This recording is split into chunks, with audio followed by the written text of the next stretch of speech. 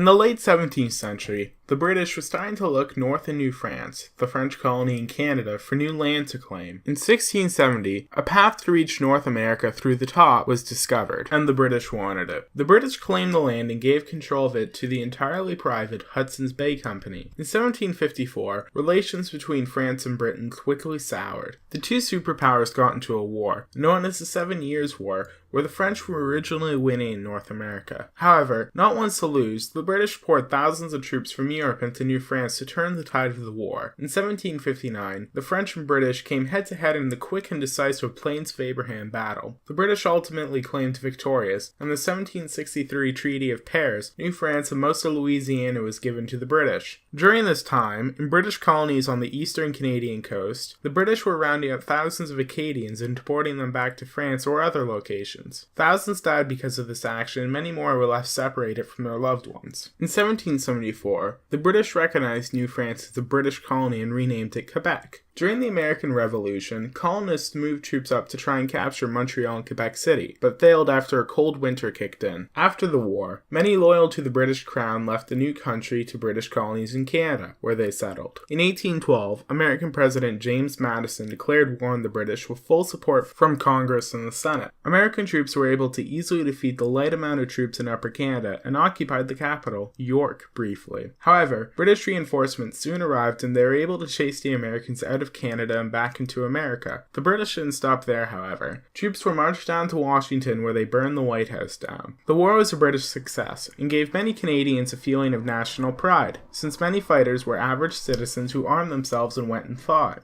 On July 1st, 1867, the British colonies of Upper Canada, Lower Canada, New Brunswick, and Nova Scotia formed together to create the Dominion of Canada.